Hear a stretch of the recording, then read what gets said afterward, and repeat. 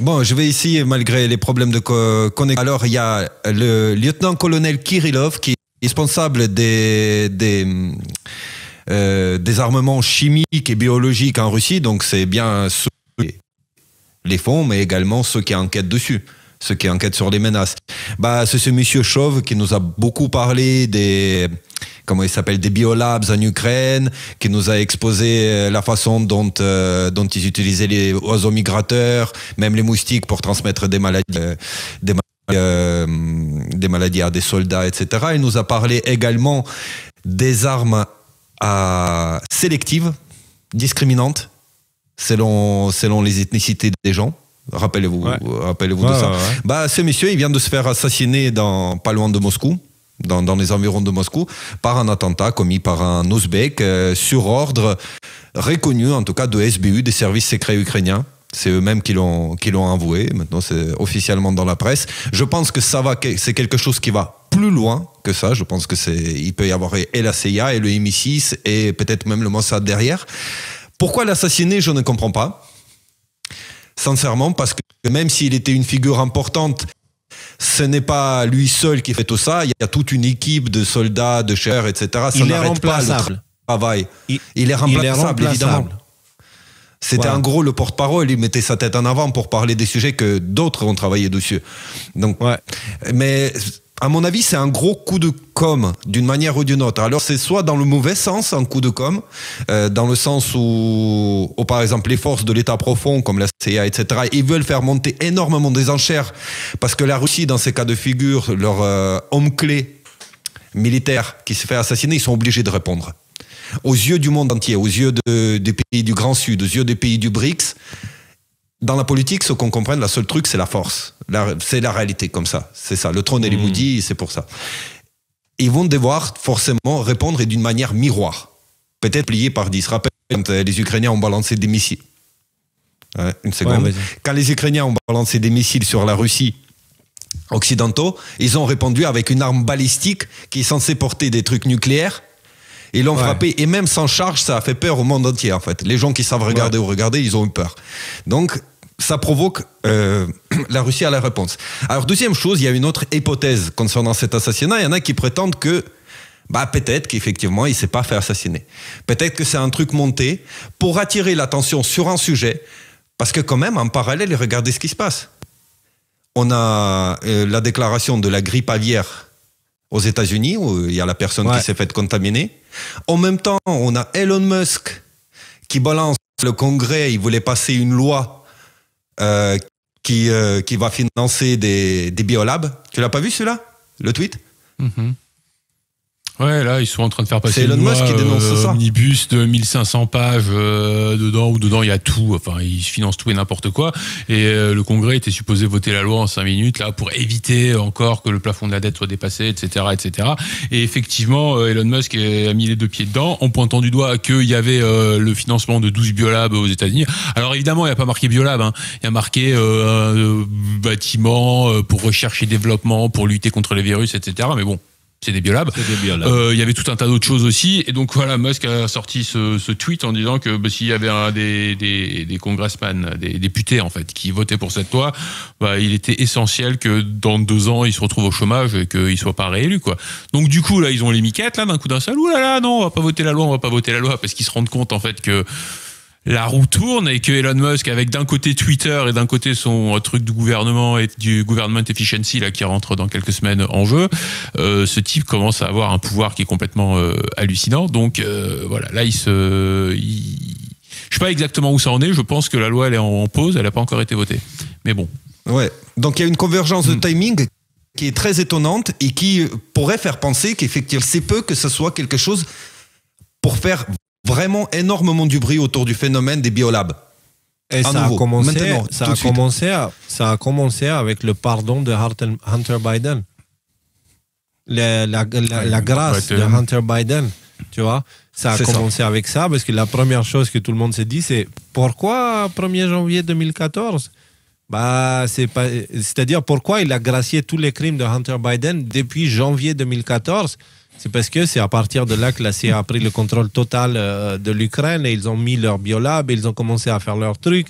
etc., etc. Là, ça fait beaucoup de choses qui mettent en avant.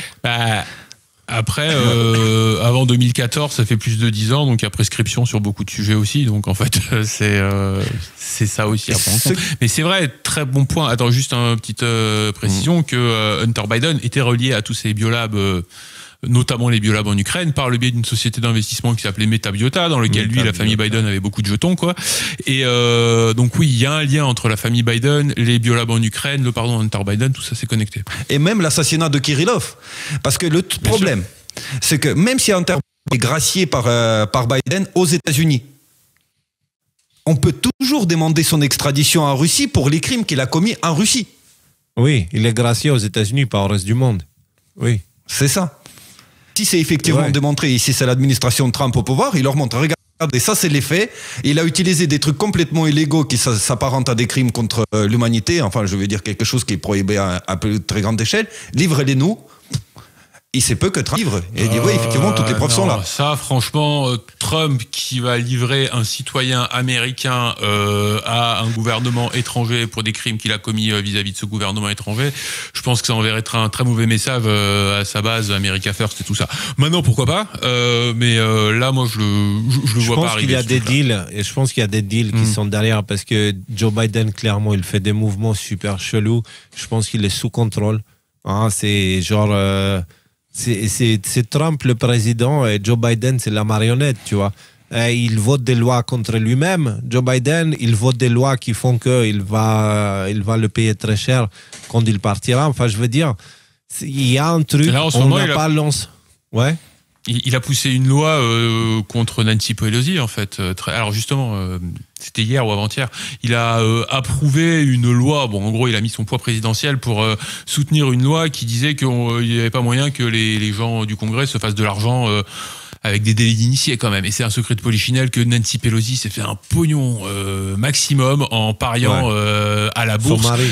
Bah voilà, parce que voilà, elle parie à la bourse, elle sait qu'il y a une loi qui va sortir dans une semaine sur, je sais pas moi, les cartes de crédit, machin, tout ça, qui vont faire que l'action de Mastercard va grimper en flèche, parce qu'en gros, la loi lui autorise un monopole ou quelque chose comme ça. Une semaine avant, elle investit là-dedans et elle multiplie. Enfin, il y a des gens qui suivent Nancy Pelosi et son mari à la bourse en se disant bon bah voilà, on va investir comme eux, on est sûr de gagner à tous les coups. Et donc là, Biden a effectivement soutenu une loi qui allait à l'encontre de ça. Après, il faut pas non plus, je pense, sous-estimer le scénario de la vengeance. Parce que Biden, il a montré pas mal de signes comme ça. Genre, il s'est fait sortir par Obama, Pelosi, Clinton, en gros, par le trio à la tête du Parti démocrate. Et je pense qu'il a un peu les nerfs. Et donc ça s'est vu à plusieurs reprises. Genre, il met le chapeau MAGA sur la tête. Genre, le jour de l'élection présidentielle, sa femme qui est habillée tout en rouge républicain. Et il y a beaucoup de signes et de rumeurs qui se disent que bon, bah, Biden, il va tout cramer pour que le Parti républicain ne lui survive pas. Vous avez voulu jouer au con avec moi? Le mec, alors... Si le Biden qu'on voit est vraiment Biden, mais bon, ça c'est un autre sujet. Mais le mec, c'est quand même un roublard. Ça fait 50 ans qu'il est dans la politique. Il a beaucoup de connexions, quoi. Moi, ce que j'ai vu dans l'administration des gens, une seconde. Il y a des gens qui sont extrêmement concernés par cette histoire de laboratoire. Comme par exemple Tulsi Gabbard, qui va être de leur renseignement, ça va être la patronne de la CIA et de toutes les agences de renseignement américaines. Ça, il faut le comprendre. Et elle a dit que les biolabs, c'est pas un sujet qui dépasse, c'est un sujet qui dépasse le combat partisan. Ici, derrière ces biolabs, il y a effectivement la CIA, etc. Et elle va être au-dessus. Il se peut tout à fait que ça soit juste le coup de la CIA. Et on entrait dans d'autres lives que la CIA, elle est largement au-dessus des autres pouvoirs aux États-Unis, qui se sont octroyés un pouvoir qui leur permet d'être de tout contrôle. Donc attends, ta théorie, ce serait que la CIA, du coup, aurait tué Kirillov, ou que ce serait un mouvement du camp d'en face pour attirer l'attention sur la CIA et sur son rôle dans les biolabs? C'est quoi que tu essaies de dire? Je m'octroie en dette. Moi, j'ai deux théories. J'ai une théorie positive et une théorie négative. J'ai une théorie positive selon laquelle on l'a sorti de l'échiquier juste pour attirer l'attention sur l'attention sur l'existence des biolabs et des biologiques. Avec tout ce qui se passe en parallèle, la partie de la grippe aviaire et également la loi Omnibus qui allait passer et ce qui a dénoncé Elon Musk. Et la négative, c'est les services secrets occidentaux, ukrainiens et tout ont organisé cet attentat pour se venger ou pour se débarrasser de quelqu'un qui mettait réellement en péril le fait que leurs activités biologiques étaient secrètes, discrètes du moins. Et envoyer on un a dit message tout à l'heure que Kirillov, il est loin, très très très loin d'être le seul qui sait ça. Je veux dire, c'est complètement stupide de croire. Alors, le seul possible scénario que je vois où l'Ukraine, ou l'Occident, ou la CIA ont assassiné Kirillov, c'est pour dire à la Russie, écoutez, nous aussi on sait faire des trucs, nous aussi on va... Si tu veux, c'est une manière désespérée de dire, regardez, nous aussi on est musclés, on peut faire des trucs. Mais Kirillov, tu m'excuseras, mais il est aussi remplaçable que l'écrasante majorité des généraux de l'armée, des trucs comme ça. Bah, après, bon, pareil, je reviens en c'est le principe même d'une armée de ne pas être dépendante d'une personne, en fait, tu vois. C'est ça. Mais ces gens sont stupides. Peut-être qu'ils veulent envoyer un message pour dire capable, on est capable de venir vous chercher n'importe où, n'importe quand. Non, ça, quand Q dit ces gens sont stupides, moi j'ai un peu du mal avec ça, parce que tu ne peux pas prendre le contrôle du monde entier en étant stupide. Tu ne peux pas prendre le contrôle des pays entiers en étant stupide. Tu ne peux pas contrôler des pays entiers, des gouvernements et des services de renseignement et tout ça en étant stupide. Non. Si on croit que l'ennemi est stupide, ça veut dire que le stupide, c'est nous dans l'histoire, tu vois. Moi, je ne sous-estime pas du tout mon ennemi, et c'est pas parce que Q le dit que je vais le faire. Q n'est pas mon Dieu, si tu veux. Donc, quand il dit ça, ces gens-là, ils sont stupides. Ils sont probablement stupides par rapport au niveau de l'intelligence de Q et du plan, peut-être. Mais à notre niveau, à nous, tu m'excuseras, mais c'est nous les stupides dans l'histoire. C'est... En tout cas, voilà, ma première théorie, c'est que l'assassinat, il était fait pour faire monter à nouveau la tension, de faire de plus en plus d'escalade pour pousser la Russie à faire des choses qui la décrédibiliserait aux yeux du monde entier. Par exemple, de commettre... T'imagines s'ils assassinent un haut responsable de l'OTAN ou d'un pays occidental, bah, d'un coup, ils vont crier « Ah, regardez l'État terroriste », et effectivement, ce serait une méthode terroriste. Puisqu'effectivement, par exemple, regarde, il y a Podolyak, le porte-parole de cabinet présidentiel ukrainien. Il a dit non, mais nous on fait pas ce genre de choses. Voilà, ce sont des actes terroristes. D'accord ? On n'est pas un État terroriste. Dans la même journée, il sort l'article, les sources issues de SBU, des services secrets, qui disent l'avons fait. Et donc qui met l'Ukraine en porte-à-faux comme État terroriste. Je comprends qu'il y a comme une espèce de dissonance entre le pouvoir ukrainien et ce que font les services secrets. Après, il y a peut-être aussi une volonté d'envoyer un message, parce que mine de rien, même si les gens sont remplaçables, il y a quand même, t'as ouvert ta bouche sur les laboratoires ukrainiens qui, semble-t-il, étendent des gros secrets qu'on a envie de garder dans le sac et de pas le laisser sortir. Tu envoies un message à la personne qui va remplacer Kirillov et qui serait peut-être à même d'aller parler à l'ONU pour accuser l'Ukraine de ces trucs-là. Donc est-ce qu'on est sûr qu'il est mort ou est-ce que ça pourrait être maquillé ? Moi j'ai vu les images, ça a quand même semblé être bien pété quand même le truc. Donc après, pour ceux qui savent regarder, ils savent regarder. Quand tu vois la taille de l'explosion, quand tu vois le corps, c'est sur la neige, il n'y a pas de sang de partout, par exemple, tu vois. Tu vois pas le sang autour du corps de partout. Le corps, tu le vois couché sur le sol, sur le ventre. Et il y a quelqu'un qui m'a fait remarquer, mais regarde la corpulence de Kirillov un peu, et regarde un peu le corps qu'on a fait passer pour Kirillov, qu'il est vachement plus mince. Mais j'ai dit, bon, c'est un peu tiré par les cheveux. Quoi qu'il en soit, je ne peux pas complètement exclure l'hypothèse d'une mort simulée. Pour des projets soit politiques, soit... Mais après, du coup, ce serait cohérent avec le fait de remettre le sujet sur le tapis et tout ça. Toujours est-il qu'il y a quand même un élément... Alors, je sais pas si... T'as fini sur Kirillov, vas-y, sinon continue. Juste un dernier truc sur Kirillov. Et comme quoi, il s'agit de dire, peu importe qui la personne, elle est morte. Elle était dans l'optique générale, globale. Le tout, ce sont les perceptions et les actions des acteurs concernés qui comptent. Tu comprends ? Si la personne même elle est vivante ou qu'elle est morte, peu importe. Il y a ce qui est important, ce qu'il y a dans le conscient des acteurs concernés et ce qu'ils vont faire avec cette information. C'est ça qui compte. Comment on va réagir et comment les acteurs concernés vont réagir ? Qu'est-ce qui va se passer ? En soi-même, la personne de Kirillov, elle est de très petite importance dans l'histoire. Ouais, peut-être. Est-ce que vous comprenez à voir ce que je veux dire ? Oui, je comprends.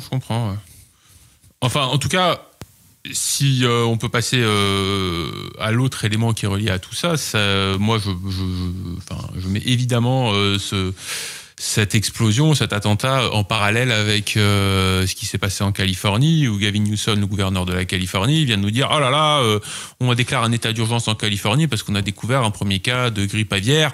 Alors on nous fait les gros titres comme quoi la grippe aviaire, celle-là, elle est super dangereuse et puis qu'elle peut tuer 50% des gens, etc. etc. » Moi, je prends évidemment toutes ces informations-là avec un certain nombre de pincettes parce que c'est bon, on a vu comment ça se passait, les communications sur le virus à ce moment-là.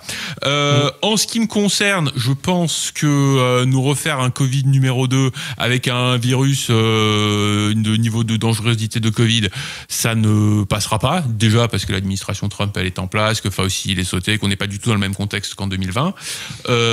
Aussi parce que je pense que voilà, il y a encore énormément de gens qui en ont pas fini, qui ont encore beaucoup de comptes à régler avec le Covid et que du coup, ils vont pas se faire avoir deux fois dans le même jeu. Et j'ai lu cette idée, donc je l'ai postée sur Twitter, j'ai trouvé ça très intéressant comme idée. C'est quelqu'un qui proposait l'hypothèse suivante. Mettons, on te refait, deuxième épisode du Covid, là, on a un nouveau virus qui sort début janvier, quand l'administration Trump est en place. Entre Robert Kennedy Jr., qui plus ou moins chapeaute tout le département de santé, donc c'est-à-dire qui remplace les Fauci et tout ça, si jamais ils prennent les bonnes décisions, c'est-à-dire on ferme les frontières, on donne de l'ivermectine, on laisse les gens sortir de chez eux, se mettre bien au soleil, on fait toutes les choses qu'on aurait dû faire et qu'on a fait exactement le contraire pendant le Covid, il y a moyen de montrer aux gens que cette situation, elle se règle en 15 jours. Et là, pour le coup, c'est the pilule rouge. C'est le truc énorme que tous les gens qui sont encore en train de se battre, Raoult par Raoult, hydroxychloroquine, machin, tout ça, ils ne pourront pas nier que, voilà, t'avais un virus qui était aussi dangereux, peut-être même plus dangereux que ce qu'on nous avait vendu le Covid. Et en prenant les bonnes décisions, en 15 jours, c'est plié. Et je la trouve plausible, en fait, cette hypothèse. Qu'est-ce que vous en pensez? C'est complètement possible. On verra. De toute manière, tu sais, à quoi ça sert de faire des prédictions en disant ça va être ça? On a appris la leçon. Non, mais il y a un côté, il y a un côté quand même, comment dire. Imaginez que si cette chose-là arrive, c'est peut-être pour un scénario qui se passe bien et qui se termine en 15 jours. Je pense que c'est bien de garder cette idée dans un coin de la tête parce que je pense qu'il y a une grosse anxiété chez beaucoup de gens que ah non putain ils vont pas nous refaire vivre le même enfer que Covid là la dernière fois. Tous les gens qui ont eu peur et qui se sont réveillés ou alors les gens qui sont jamais eu peur mais qui ont vécu dans ces 2 ans d'absurdité et tout ça. Je pense qu'il y a une vraie fatigue qui nous habite tous en ce moment. Ça fait quand même un moment qu'on est sur le front là-dessus là. Et l'idée qu'on reparte pour 2, 3, 4 ans de Covid, de masse, de PCR, de compteurs de mort et de toutes les absurdités, ça stresse beaucoup de gens. Non, je pense pas qu'on va y aller. Je pense pas qu'on va y aller. C'est pour ça que je propose cette hypothèse alternative qui est une parmi d'autres. Mais voilà. Écoute, ouais, vas-y Nico, vas-y. Bah, franchement, moi je pense, voilà, j'y suis partagé entre les plusieurs thèses, mais la thèse la plus plausible, vu la conjoncture de tous les événements qui se passent en même temps, c'est que c'est un événement qui sert à mettre en avant quelque chose, puisque même aux États-Unis, de cet assassinat, on va parler du fait que il était théoricien du complot sur les biolabs et qu'il a parlé notamment de la grippe aviaire. Et je pense que c'est fait pour attirer l'attention du public sur un sujet que le Deep State préparait pour faire une contre-attaque. D'accord, mais est-ce qu'on est d'accord pour dire que laisser quand même quelqu'un se faire assassiner pour attirer l'attention du public, c'est criminel en soi? On est d'accord là-dessus. Hein? S'il est assassiné, voilà. Et donc, avec les on referait le monde et du coup, notre analyse, elle ne vaut rien si elle finit par si ma grand-mère avait des testicules, elle serait mon grand-père, tu vois. Au final, si on était en mesure de démonter les projets des services secrets, t'es gentil, on ne serait pas assis là devant la caméra, je suis certain. Mais si on peut, on l'a déjà fait de nombreuses fois. C'est quoi? Mais pas dans ces cas de figure. Nico, ne sous-estime pas. On a provoqué de gros dégâts dans le narratif. Sinon, on ne serait pas attaqué comme ils l'ont fait jusqu'à là, au point où ils ont décidé de nous ignorer parce qu'ils ont compris que chaque attaque qu'ils nous font, en fait, Ça nous emmène plus du monde et maintenant ils savent plus comment se débarrasser de nous en fait. Ils peuvent pas.